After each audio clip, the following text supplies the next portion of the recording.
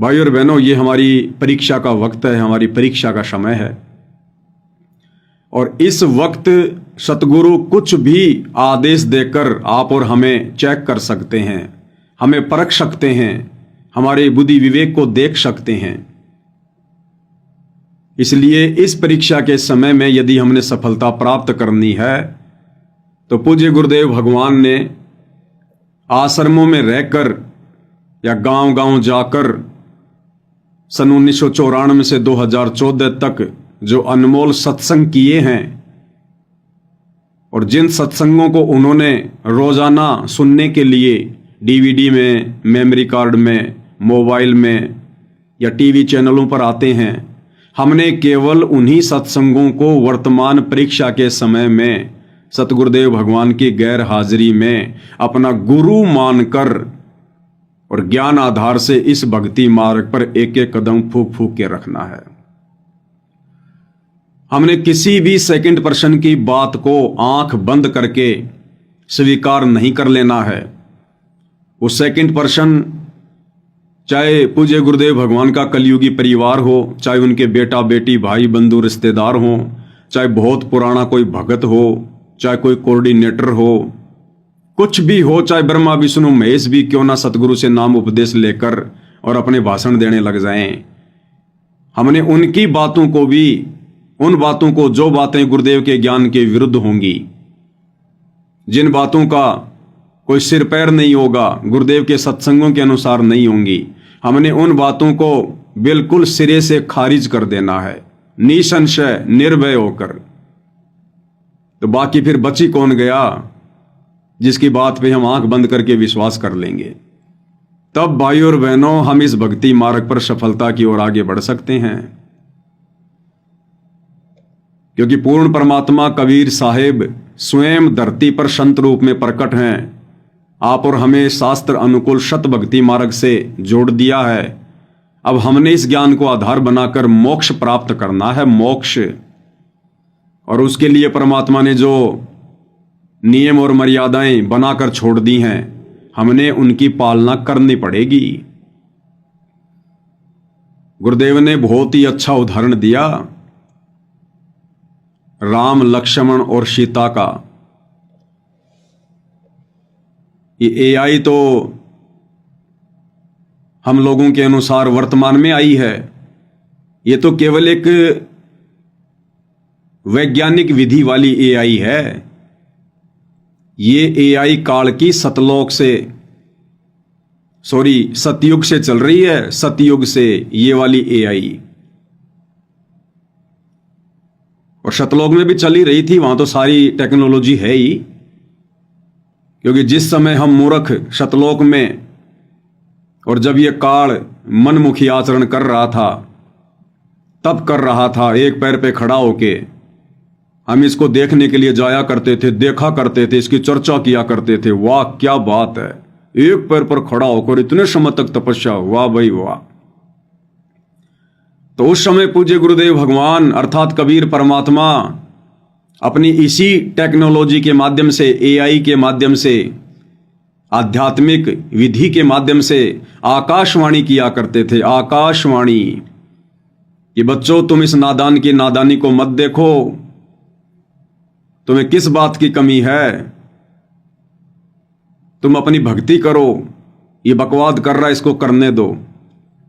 तो सतलोक तो खैर हर प्रकार की, चाहे एआई हो या कोई भी टेक्नोलॉजी हो, सतलोक की तुलना में तो केवल यहां पर अंश मात्र भी नहीं है, अंश मात्र भी।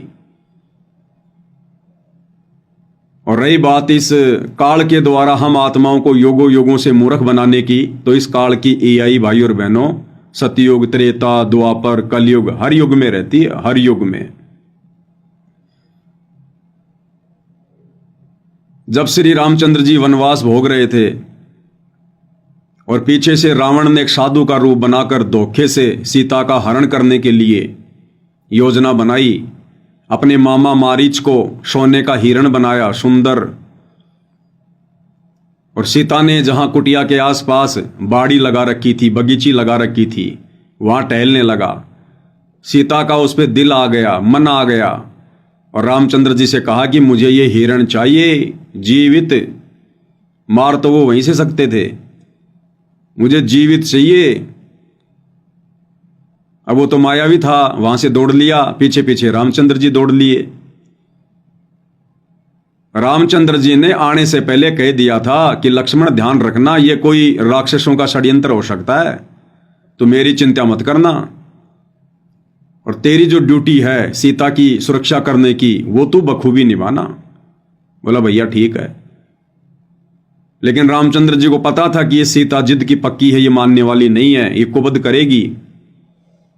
तो रामचंद्र जी ने लक्ष्मण जी को एक मंत्र दे दिया और कहा यदि तेरे को किसी कारण से आना भी पड़ जाए तो इस कुटिया के चारों तरफ ये मंत्र बोलकर एक रेखा खींच देना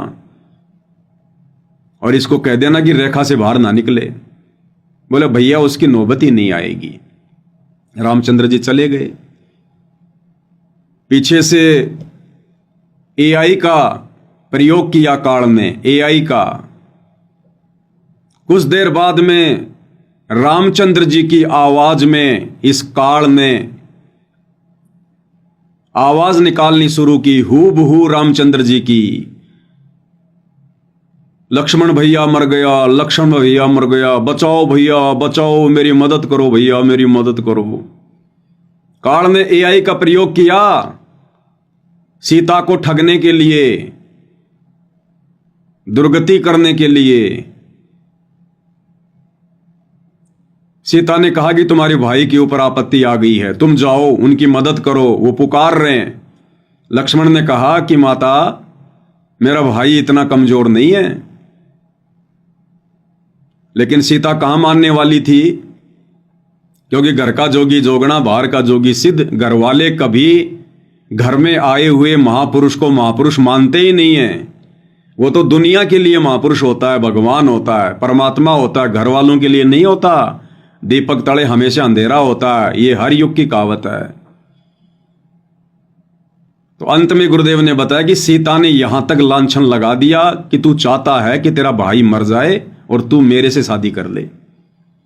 जब इस प्रकार की ये कटी जली बातें सुनी तो मजबूरी में लक्ष्मण को फिर वो लक्ष्मण रेखा खींच के जाना पड़ा।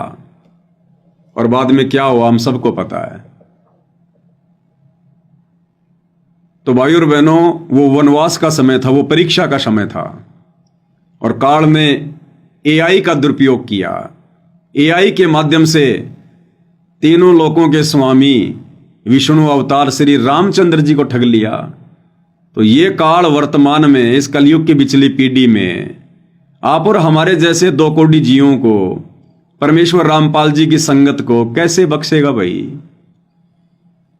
तो इस परीक्षा के समय में भाई और बहनों, चाहे कोई कुछ भी कहे, चाहे कोई पीला पर्चा निकाले, चाहे गुरु जी का आदेश बताए, चाहे नकली ऑडियो लाए, चाहे असली ऑडियो लाए, चाहे नकली वीडियो आओ, चाहे असली वीडियो आओ, चाहे लाइव गुरु जी जेल से दर्शन दो, कुछ भी हो, चाहे कोई वकील के माध्यम से सूचना हो, कुछ भी हो, कल को चाहे डायरेक्ट मीडिया के माध्यम से हिसार जेल से कोई न्यूज क्यों ना आओ, और गुरुदेव भगवान स्वयं उसमें कुछ बोल रहे हैं, हर टीवी पर उनका इंटरव्यू चल रहा है।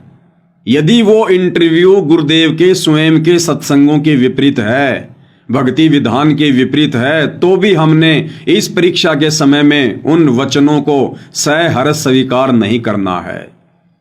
बुद्धि विवेक का इस्तेमाल करना है। ज्ञान दिया है गुरुदेव भगवान ने। तो यदि इस परीक्षा के समय में हम भक्तों का सबसे बड़ा कोई सहारा है तो केवल गुरुदेव का सत्संग। तभी भाइयों और बहनों हमारी बात बनेगी। ये हमारी रिहर्सल चल रही है, रिहर्सल। परमात्मा ना जाने क्या क्या सोच छल छिद्र करेगा हमें चेक करने के लिए, हमें देखने के लिए, हमें परखने के लिए। ये सारे खेल हम ही ने किए, हमसे मिले सो निश्चय जिए। तो हमने अंततः गुरुदेव के सत्संगों को ही आधार बनाकर भक्ति मार्ग पर चलना है। और इस समय यदि कोई थर्ड पर्सन, कोई सेकंड पर्सन अगर हमें गुरु जी का आदेश या ऑडियो वीडियो अगर गुरुदेव के सत्संगों के अनुसार सुना भी देता है तो भी इस परीक्षा के समय में उस आदेश को ज्यों का त्यों मानने के लिए हम बाध्य नहीं हैं। हम बाध्य नहीं है उस आदेश को मानने के लिए। यदि हमें लगता है कि यह आदेश मुझे नहीं मानना चाहिए, ये मेरे हित में नहीं है, और भले ही वो बिल्कुल सही है, ज्ञान आधार से है, और यदि हमें लगता है कि वर्तमान जीवन में मेरे लिए, मेरे हित में नहीं है, तो हम उस आदेश को मानने के लिए बाध्य नहीं है। जिस प्रकार बच्चा परीक्षा देने के लिए परीक्षा के रूम में बैठा है और टीचर यदि उसे कहे कि बेटा ये सवाल जो तेरी समझ में नहीं आ रहा है इसका जवाब ये है, और बच्चे को फिर भी डाउट है कि नहीं ये नहीं हो सकता, तो बच्चा टीचर के उस आदेश को, उस जवाब को उस कॉपी में लिखने के लिए बाध्य नहीं होता है। परीक्षा के समय में वो स्वतंत्र होता है, स्वतंत्र। तो भाई और बहनों, हमने हर प्रकार से आंखें बंद कर लेनी है, हर प्रकार से। ये जो कान है ना, कान, इनको हाथी जितना बड़ा कर करके हमने केवल गुरुदेव के सत्संग सुनने, इस समय सत्संग, तब जाकर भाई और बहनों हम इस परीक्षा में सफलता की ओर आगे बढ़ेंगे। नहीं तो परमात्मा कहते हैं बच्चों, ये त्रिकुटी पे जाना, ये बरवाले के बस स्टैंड जाना जितना आसान नहीं है कि रिक्शा पकड़ो और 5 मिनट में पहुंच जाओगे। जोर लगेगा, जोर, जोटा। तो वर्तमान में निसंदेह हम सत्सेवक भाई बहनों पर ज्ञान आधार से इस परीक्षा के समय में उनकी गैर हाजिरी में बहुत बड़ी रजा है, बहुत बड़ी मेहर है। हमने लोगों की सुनना, लोगों की मानना छोड़ दिया है। एक कहावत है ना कि सुनो सबकी, करो अपने मन की। तो हम सुनते सबकी हैं, देखते सबकी वीडियो हैं, सुनते सबके आदेश हैं, लेकिन हम करते वो हैं जो हमारी आत्मा हमें मंजूरी देती है, जो ज्ञान आधार से हमें उचित लगता है, हम वो करते हैं। और इस संगत ने वर्तमान में ज्ञान को आधार नहीं बनाया, इसलिए दर दर की ठोकर खाती फिर रही है, दर दर की ठोकर। हर किसी के उल्टे सीधे आदेशों को फॉलो करते हुई अपनी मर्यादाएं तोड़ रही है, और निरंतर गुरुदेव भगवान की दोषी बन रही है। गुरुदेव भगवान की दोषी, उनके मिशन में भी बाधा उत्पन्न कर रही है। लगे थे भक्ति मार्ग पर मोक्ष प्राप्त करने के लिए, और उल्टा गुरुदेव भगवान के मिशन में टांग अड़ा के खड़े हो गए। सिर्फ देखा देखी में चलने के कारण, भेड़ चाल अपनाने के कारण, ज्ञान को आधार ना बना पाने के कारण